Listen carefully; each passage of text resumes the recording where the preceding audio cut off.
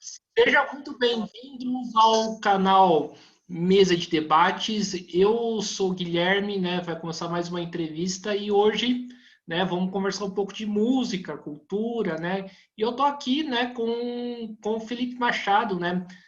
Guitarrista do Viper, né? Uma das minhas bandas preferidas, pelo menos no âmbito nacional, né? Tipo, é um imenso prazer tá, né, convidar ele, né, banda, né, do Viper, que foi a primeira banda de um dos meus maiores ídolos, né, que é o André Matos.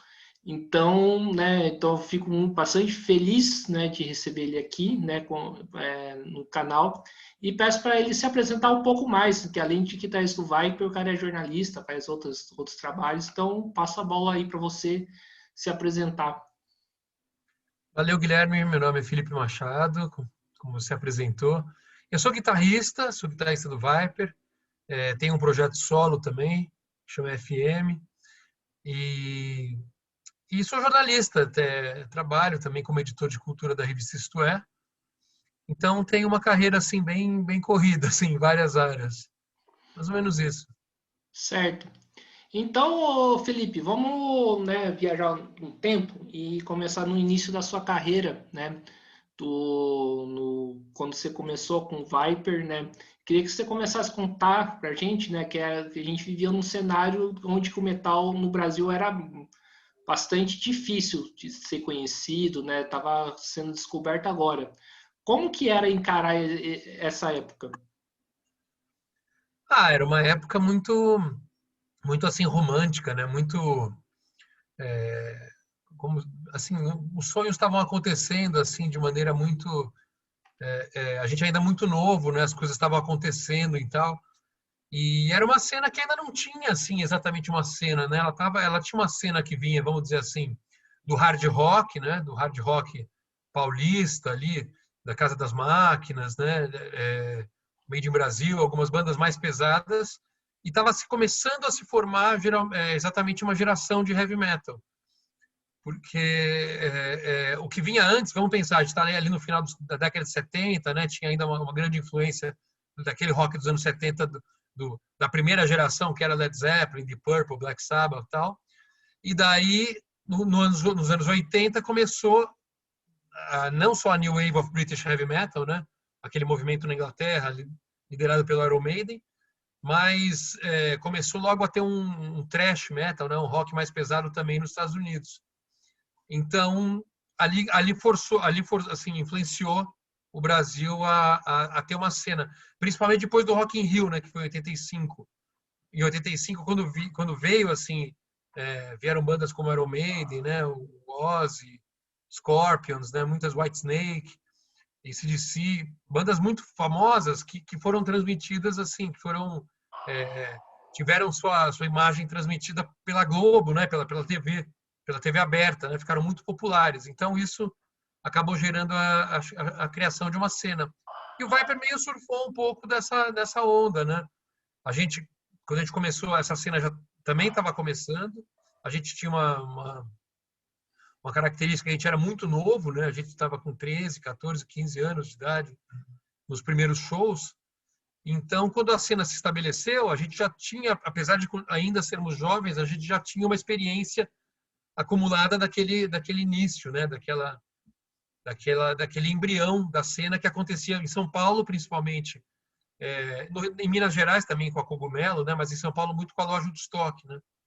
Estoque discos, então, e a galeria do rock. Então, era uma cena que estava se montando, mas era muito divertido, assim, porque não era muito profissional, era uma coisa meio amadora. Então, tinha muitas roubadas, né? Muitas roubadas também, né? Porque não tinha, por exemplo, você ia tocar num lugar, era muito difícil ter equipamento bom, assim, numa casa noturna, né? Principalmente se você, em São Paulo já era difícil quando você saía para cidades do interior, né, de outros estados, era difícil, né, ter assim um equipamento muito bom. Então era uma coisa bem na raça mesmo, né? Mas era muito divertido. E qual que foi o impacto do Rock in Rio aí para vocês que já assim, já tinha alguma relação com o metal?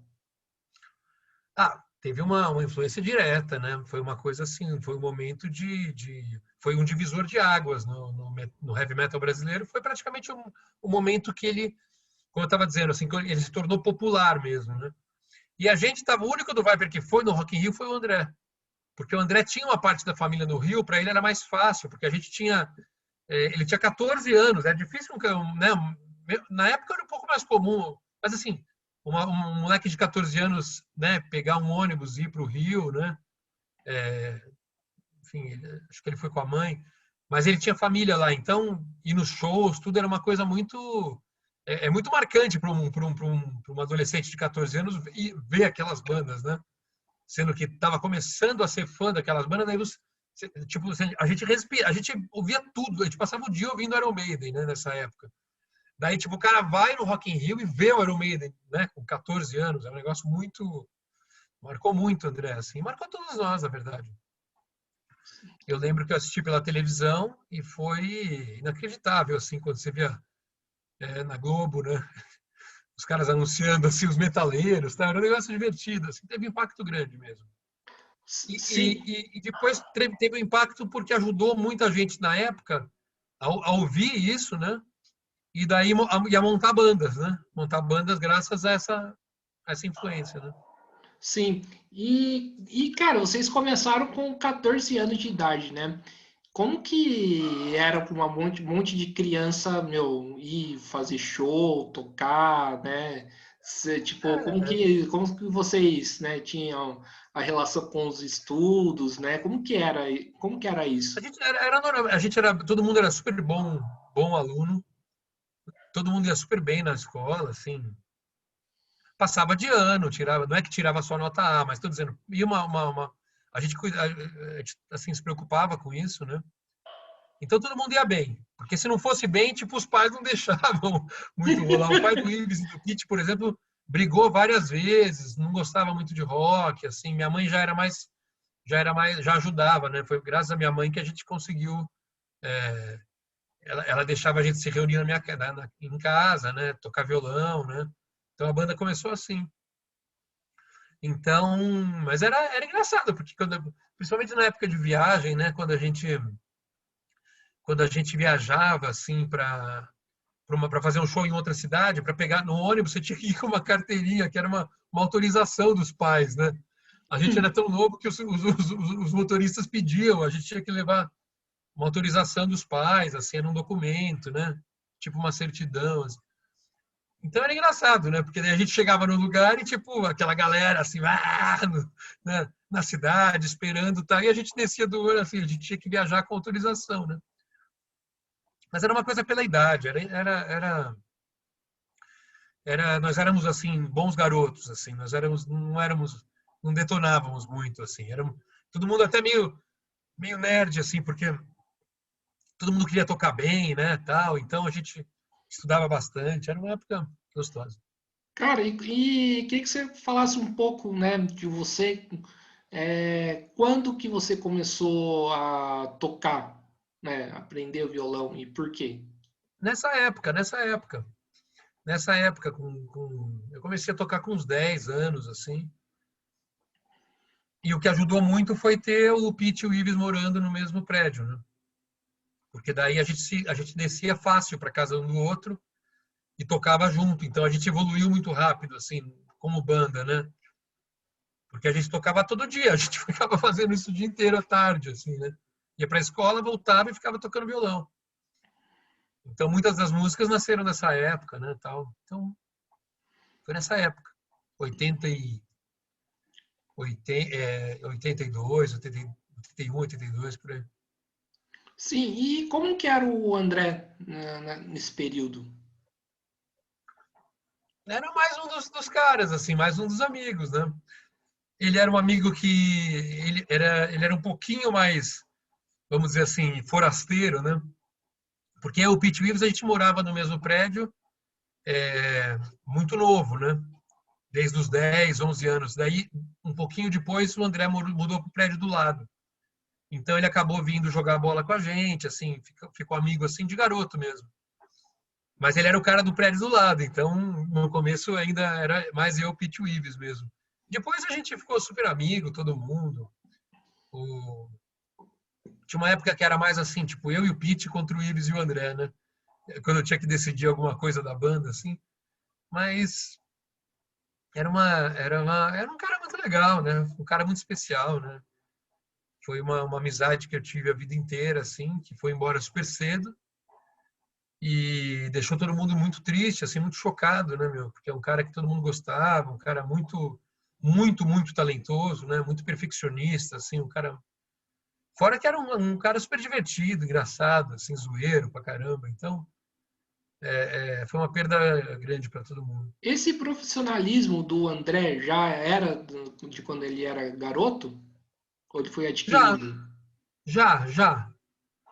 Não no mesmo nível, claro, mas ele já era um pouco mais perfeccionista, assim. Ele era assim, isso aí. Ele falava que era porque ele era virginiano, mas a gente não acreditava, era meio zoeira, porque assim, depois eu não, a gente não acreditava nisso, né? Ele gostava de astrologia e tal, mas então ele falava que era porque era virginiano. Não, mas é um cara assim, perfeccionista, mas não obcecado, normal, né? Perfeccionista queria sempre o melhor possível, assim, mas de uma maneira equilibrada. E no seu entendimento, Felipe, a morte do André representou o que para o metal nacional? Ah, porra, ele talvez fosse o cara do metal mais famoso, né? Assim, né, como personalidade do heavy metal brasileiro, ele acho que era o cara mais famoso, talvez ele, o Max Cavalera, né, o Sepultura, mas assim, é um cara embora não é que todo mundo gostava do estilo dele, das bandas, não sei, mas era um cara muito querido assim no heavy metal, né, muito respeitado assim por todos os músicos e pelos fãs, né? Então, é como se assim um movimento, uma espécie de um líder do movimento, ele morre de uma maneira muito repentina. Isso também cria uma espécie até de um mártir, né? Ele tipo, eu recebo mensagem hoje direto, assim, mensagem nas redes sociais, né? Quando eu posto uma foto antiga, alguma coisa assim, as pessoas muito carinhosas, muito assim, é, é, não, carinhosas mesmo, muito emotivas, né, em relação à morte dele, assim, sempre elogiando o cara, né? Você não vê que não tem uma pessoa que fala mal, ou que não teve todo mundo assim, um cara que todo mundo gostava, né? Então, é isso, né? Deixa assim um super vácuo, né? Porque mesmo que daqui a pouco surja outra personalidade e tal, ele tem o lugar dele, né? Assim, ele foi um cara que apresentou muito bem o metal fora, né? Três das bandas de metal bandas grandes de metal, Viper, Angra e Xamã, tiveram o André como vocalista, quer dizer, não é uma coincidência, né? Não é que por acaso ele fez sucesso, né? Ele determinou o sucesso dessas bandas, né? Foi decisivo para o sucesso do Viper. Tenho certeza que para o Angra e para o Xamã também. Então, Sim. né? A gente não vai ter uma volta do Viper com o André, a gente não vai ter o.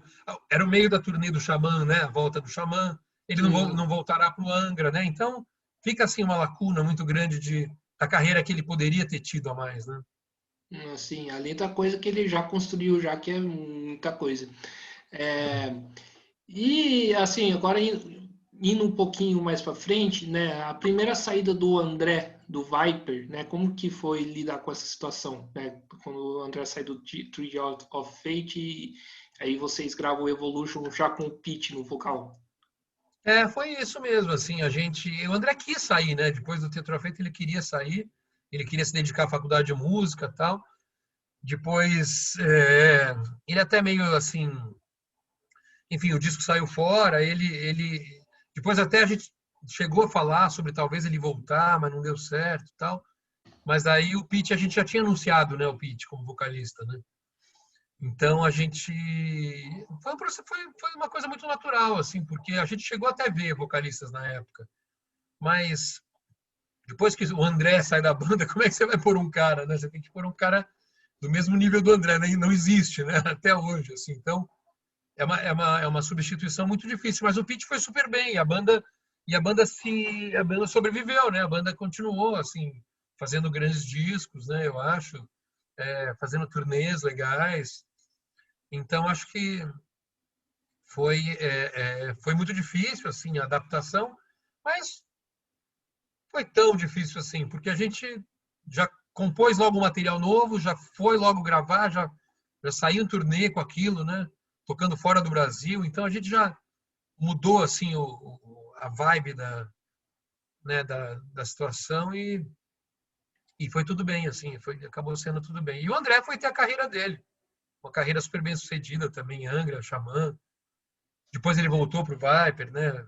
É, então a gente sempre manteve uma relação legal, foi tranquilo. Sim, e queria que você contasse um pouco, né, como que foi a gravação do Soldiers of Sunrise, né? Dos Vocês Soldiers, querem, pô, mas ah, foi uma gravação muito. A gente ainda era muito novo, né? Muito inexperiente. Então foi uma gravação muito, assim, quase uma descoberta do que era um estúdio, né? A gente tinha gravado já uma demo, né? Mas era um esquema assim, um estúdio menor e tal. E daí quando a gente chegou nesse estúdio, Guidon, foi uma experiência assim muito legal, né? Porque a gente tava ali gravando o nosso primeiro disco, né? Foi uma sensação muito boa, assim, nos esforçamos bastante. O som do disco, às vezes a gente pensa, pô, poderia ter sido melhor, tá? Mas na época era muito difícil, né? Não tinha uma cultura, assim, uma cultura de gravação, né? De engenheiros de som, né? Existiam engenheiros de som, mas focados no metal, né? O que você tinha era muito engenheiro de MPB, né? Engenheiro às vezes o cara gravava um samba, tá? Então a referência dele para gravar um metal não era exatamente adequada. Então a gente penou muito, as bandas no começo penaram muito, né? Para conseguir entender assim como usar o estúdio bem. Depois o Roy Roland no Theatre of Fate ele já trouxe um conhecimento maior, né? Então aí já passou a ter um som mais legal, né? Mas foi isso. sim, e se eu te perguntasse qual que é assim, qual que foi a diferença da evolução de um disco para o outro, né? Já que você tocou nesse assunto. A evolução foi. No primeiro disco a gente era muito influenciado pelo Iron Maiden, pelo Judas, né? Pelo Metallica, pelo Manowar, por bandas assim que estavam na época, Queensryche, que estavam rolando na época. Isso no primeiro, né? Já no segundo a gente eu acho que já criou um som o primeiro eu gosto muito, né? Mas assim, depois pro segundo eu acho que a gente criou vamos dizer assim, um estilo mais próprio mesmo, né? Mais autoral, assim, mais original. Que é natural, né? Porque no primeiro você tá, né? Enfim, é o primeiro disco de uma banda e tal. Você tá com aquelas influências muito vivas ainda. Pro segundo você já tenta se apresentar um pouco mais como a sua própria personalidade no segundo, né? E foi o que aconteceu. O disco tinha uma influência dessa coisa da música clássica, né? Que era muito marcante, né? Um power metal, né? Aquele metal mais rápido, assim, e com melódico e com música clássica. Então foi um estilo foi bem legal, porque foi uma coisa nova, assim, na época. E vocês já esperavam, né, que vocês iam chegar onde que vocês chegaram ou não tinha nenhuma noção disso? Ah, chegar tudo, assim, pensar todo mundo pensa, né? Pensar todo mundo pensa. Mas nem sempre, assim, você nem sempre consegue atingir tudo aquilo que você pensou. Mas a gente sonhava que era possível, né? Fazer isso. A gente imaginava um passo de cada vez, né? Aquele lema gradatim ferociter, um passo de cada vez mais ferozmente, assim. A gente tinha um passo de cada vez e, e as coisas foram acontecendo, né? Então foi legal, foi um caminho bem orgânico, assim, bem natural. Sim, entendi. Agora saindo, né, da fase do André e entrando para a fase do Pete, né? Como que foi, né, tocar no Monsters? Acho que foi em 94, né? Me corrija se eu estiver errado que vocês tocaram. Acho que o André também tocou. Ah, daí já a gente começou a fazer bastante show, né, com o Pitch. A gente pegou bastante experiência, assim, de estrada e tal. E esse show foi muito importante pra gente, né? Porque a gente estava o Monsters, a gente estava gravando até o disco Coma Rage em Los Angeles, a gente voou e a gente amanhã assim, o voo chegou de manhã, a gente já foi para o Pacaembu, para a coletiva, foi num hotel. Então a gente veio virado assim à noite do voo e tal, então estava muito no pique assim, né? E a gente fez um show acho que bem energético, né? A plateia foi muito legal com a gente, né? A plateia foi muito boa assim, o show rolou, né? Teve uma química legal assim e foi um show muito importante, né? Porque era muita gente, o show passou muito na MTV, né? A gente acabou ficando mais conhecido, assim, ajudou o Viper a ficar mais conhecido, a banda, né?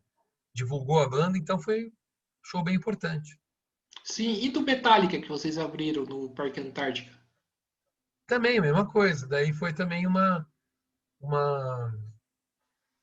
um show assim, outro divisor de águas, né? O Monsters também foi outro, vamos dizer.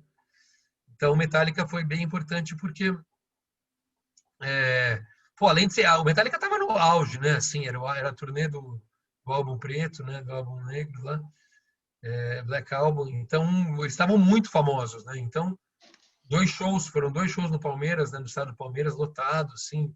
E o Viper também tava, claro que não como o Metallica, né? Não tanto, mas o Viper também tava bem, porque tava tocando bastante no rádio, tava tocando bastante na MTV, né? Os clipes e tal. Então, uma foi uma surpresa, assim, uma surpresa não, foi uma chance muito grande de espalhar, assim, né, de deixar a banda mais conhecida, né? E nesse E meio aqui, do caminho. Desculpa, pode continuar. não, era isso. E nesse meio do caminho, né, você chegou a conhecer os caras do Metallica ou os caras de alguma banda, né, tipo internacional, por exemplo, no Monsters? No Monsters, a gente, na verdade, no Monsters, não lembro bem, o Metallica a gente conheceu eles, a gente foi, eles chamaram a gente no camarim, a gente foi, conheceu eles, tal, ficamos batendo um papo um pouco, foi super legal, né? Eles pegaram assim, eles deram camisetas pra gente, boné, né? Essa coisa assim batemos um papo um pouco, tal. Até por coincidência, eles estavam indo para a Argentina, da parte da turnê, e a gente também foi para a Argentina um pouquinho depois. A gente, logo depois deles, teve um show do Viper na Argentina, e depois eles foram para a Europa e a gente também foi para a Europa. Claro, cada um no seu quadrado, né? Um tocando no estádio, a gente tocava umas casas noturnas, uns bares, né? Nada a ver. Mas era uma coisa que era uma coincidência. Então a gente conversou disso, eles foram super simpáticos, foi legal. Sim. E agora, saindo do Evolution, indo pro Coma Rage, né? O que que mudou nesse período aí? Porque o som era uma outra pegada, né? É, do Coma Rage, você diz? É. O Coma Rage, a gente já estava. Ó, se você pensar assim, entre o Evolution e o Coma Rage, tem ainda o Maniacs, tem o ao vivo no Japão, né? Ou seja, a gente já estava muito tempo tocando, e a gente estava tocando cada vez mais rápido as músicas ao vivo, assim, né? Tava ficando uma coisa mais super rápida. E daí a gente foi para Los Angeles, gravamos o Coma Rage com o produtor que era do Slayer, né? Que era o Bill Metoyer. Então, o disco ficou já mais agressivo, né? A gente já estava tocando, as músicas já eram mais pesadas e a produção ficou bem mais pesada, né? Então, foi um disco foi um disco que se você olhar as músicas assim, elas são muito boas assim, só que o disco é bem pesado, né? Então, é um disco muito legal assim. Agora ele foi relançado agora, né, como ele saiu uma versão remasterizada e tal, até em CD também, e que a gente colocou várias faixas, assim, as demos, uma faixa até em português que era inédita e tal. Ficou um pacote bem legal, assim, para. Então, o Coma Rage já foi esse disco mais pesado, vamos dizer assim, né? Mas foi a influência do que a gente ouvia na época. A gente estava ouvindo coisas mais pesadas mesmo, Ramones, sei lá. O Pete estava ouvindo GBH, GB8, The Clash. Então a gente começou a fazer um som um pouco, teve uma influência diferente. Fala uma coisa, me corrija se eu estiver errado. Pode falar que o Coma Rage tem uma influência do hardcore? Sim, sim. O hardcore eu acho que Tem uma música que chama Somebody Told Me You're Dead, que é meio hardcore nesse disco. As outras são mais pro punk, assim, mas pode ser, sim. Acho que o Pete ouvia um pouco disso. Sim. E agora tem aquela fase do Tem para Todo Mundo, né? Que é o disco que vocês cantam em português. Eu queria te perguntar da onde surgiu, né? Cantar em português e, tipo, mudar da água pro vinho de uma hora para outra. Foi um disco que a gente queria cantar em português já há algum tempo, né? Tanto que nesse disco do Coma Rage tem uma música em português já, que é uma música que a gente acabou não lançando na época, como bônus track, né? A gente queria já cantar em português, era uma coisa normal, né? Porque a gente já era a nossa língua e tal, e a gente começou a fazer em 95, a gente começou a fazer muito show no Brasil também. E a gente pegou enfim, a gente pegou um escritório de um empresário assim muito bom e fazia muitos shows, então a gente fez uma turnê muito longa assim do Coma Rage. Então a gente viajava muito e a gente achava meio assim, pouco estranho, né? Cantar em inglês, estamos aqui, né? Sei lá, no interior da Bahia, estamos em Manaus, estamos não sei o que, cantando só em inglês, né? Então a gente começou a tocar com outras bandas como Raimundos, né? Até o próprio Charlie Brown, assim, Chico Science, era meio nessa época. E a gente pensou, pô, esses caras falam com o público direto, né? Os caras cantam, o público entende as letras, né? As mensagens, e a gente canta, os caras ninguém entende direito, porque é inglês, complica e tal. A gente falou assim, vamos fazer um disco em português. Daí a gente foi para o Rio de Janeiro, a gente se mudou para o Rio, ficamos um tempo no Rio. A gente convidou o produtor do Legião Urbana, que era uma banda que a gente gostava. Não era metal, mas a gente gostava da banda, das letras, enfim. Então a gente achava... Esse cara acabou trazendo o disco ainda mais para esse lado, né? Então, é um disco que é um disco do Viper, mas é um disco mais... Vamos dizer assim, como se fosse um projeto paralelo do Viper, só que com os mesmos músicos. Vamos dizer assim. Foi o projeto da Bíbara, digamos assim. Tipo isso. Já pensamos, mas não, a gente não quis, na época não quisemos. Sim, e a gente sabe que o público metaleiro, né, normalmente costuma ser chato, né, com outros estilos de música. Houve muita crítica, rejeição ao álbum, qualquer coisa do tipo. Teve bastante, sim, teve sim. Teve sim, porque, enfim, já não estava mais, já não estava tão mais, eu acho que se fosse um pouco antes, teria ainda mais crítica. Quer dizer, hoje em dia, assim, as pessoas são menos é, os estilos musicais são mais híbridos, assim, né? Você tem uma banda, sei lá, que pode ser meio considerada rock, o Foo Fighters é meio pop, né? Assim, uma banda pop, assim, né? Muito pop, mas ele é uma banda meio metal, é uma banda pesada. Então, ao mesmo tempo, você tem o Metallica, é uma banda que toca para, né? Enche estádios. Então, o metal já não é uma coisa tão radical, né? Você tem mais mudanças, enfim. O Metallica acabou de lançar o Black Album revisto por outros artistas, né? Eu tenho um projeto solo assim que, que o primeiro disco é mais rock, depois eu tive DJs, amigos meus que fizeram remixes dessas músicas, e eu lancei um disco dos remixes dessa música. Quer dizer, hoje em dia não sei se tem mais essa coisa. Eu vou lançar um disco em português agora, solo. Vou começar a lançar a partir de julho um disco em português. Então, é uma coisa assim meio... não tem muito preconceito com o estilo. Eu só acho que tem que ser bom. Tem que ser uma coisa assim bem feita, não? Se você vai lançar alguma coisa, que tem que ser uma coisa bem feita e tal. A pessoa pode gostar ou não gostar, né? Isso é do jogo, né? É democrático. Mas o artista tem a obrigação de se expressar da maneira que ele acha adequada, né? Pro que ele quer se expressar, porque ele quer falar e tal. Então, se você pensar assim, eu gostaria de fazer uma coisa, mas não faço porque não vão gostar. Aí você não está sendo também, né, um artista verdadeiro, né? Você está pensando muito assim na parte mais pragmática do processo todo, né? Que não é a parte mais interessante. A parte mais interessante é você se expressar, né? Para quem é músico, para quem escreve, né? O interessante é você se expressar. Então, vamos ver, vamos ver. Deve sair em julho esse meu primeiro single, que é uma música que chama Medo do Novo. Então, vamos ver. Depois você me fala o que você achou. Ô, Felipe, não sei se você lembra, eu acho que muito provavelmente não, em 2018 você foi tocar em São José dos Campos. É tipo, foi você e a banda do Guilherme Martin, né? O Toy Shop. E na Ocus Pocos, aí apareceu eu, maior com camiseta do Viper, achando que vocês iam tocar Viper. Aí você chegou pra mim e falou: pô, cara, a gente não ia tocar o Viper, mas tudo bem. Depois, acho que foi o segundo contato que eu tive com você em shows, assim. Sei, Foi. sei, sei. Eu lembro desse show, na Ocus Pocos, eu lembro sim. Então, Foi com o Toy Shop, né, a banda.